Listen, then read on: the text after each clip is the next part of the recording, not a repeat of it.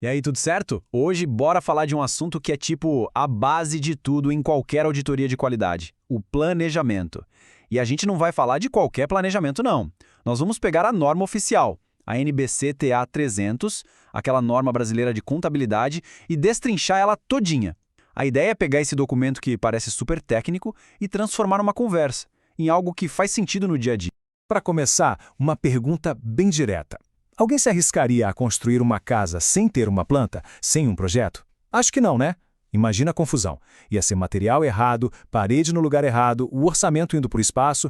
Pois é, uma auditoria sem um bom planejamento é exatamente isso, um caos. E a NBCTA 300, no fundo, é um manual que ensina a gente a desenhar a planta baixa da auditoria. Então, o nosso roteiro para essa conversa vai ser este aqui. A gente vai passar por cada etapa como se estivesse construindo mesmo.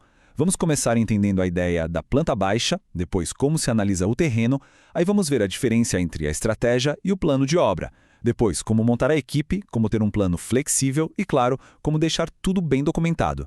É o passo a passo para a gente entender essa norma de vez. Então vamos lá, começando pela base de tudo. Porque, assim como numa obra, o planejamento da auditoria não é só para cumprir tabela, não.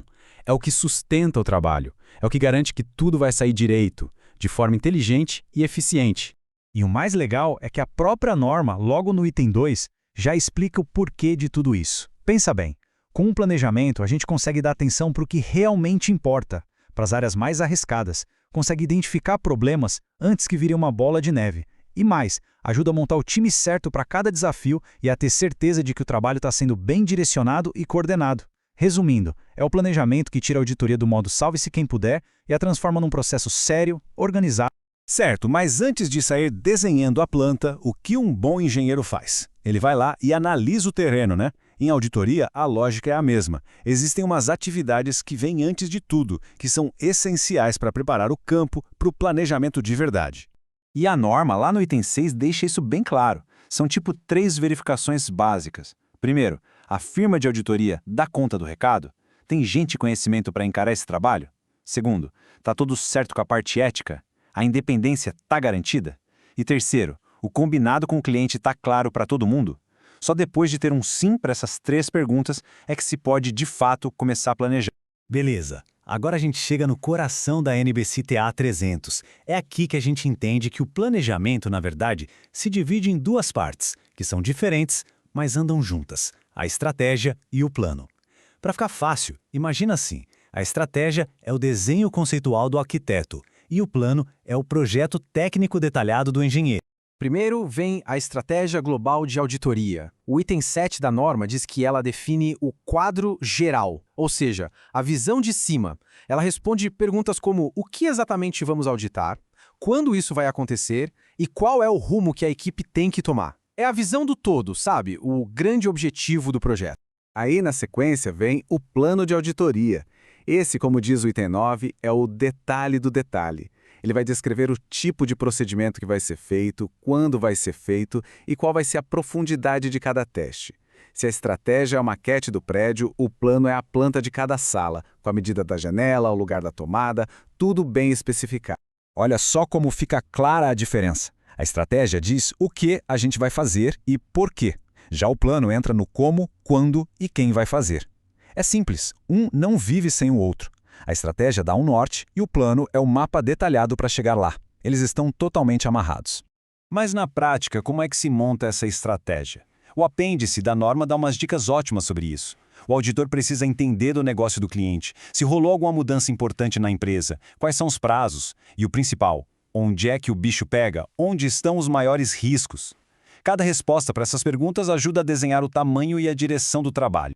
Bom, não adianta ter a melhor planta do mundo se a equipe de construção não for boa, concorda?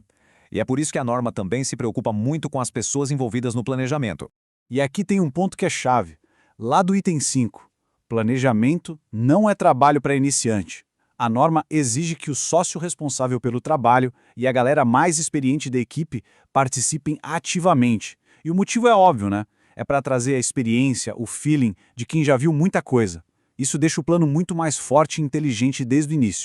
Beleza. Agora, vamos falar de uma coisa que acontece em qualquer projeto na vida real: imprevistos. Um bom plano de auditoria não pode ser engessado. Ele precisa ter jogo de cintura para se adaptar ao que vier pela frente. A própria norma já sabe disso. Ela diz que planejar não é algo que a gente faz uma vez e esquece. É um processo contínuo que vai e volta. O que foi decidido lá no começo pode muito bem ter que mudar no meio do caminho conforme coisas novas aparecem. Olha só o que diz o item A15. É bem direto. Se o auditor encontra alguma coisa que não esperava, ou se a situação da empresa muda, a estratégia e o plano têm que ser atualizados. Ou seja, o plano de auditoria é um documento vivo, não é para ficar na gaveta pegando poeira. E para fechar o ciclo, depois de pensar, analisar, criar a estratégia e detalhar o plano, falta uma coisa essencial: colocar tudo no papel. A documentação é a nossa planta baixa oficial.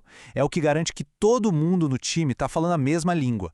E o que precisa ser documentado? O item 12 dá a lista. Tem que registrar a estratégia global, o plano de auditoria e, um ponto super importante, qualquer mudança grande que tenha sido feita no meio do caminho e o porquê dessa mudança. Esse registro todo é a prova do raciocínio por trás do trabalho e serve de guia para a equipe inteira.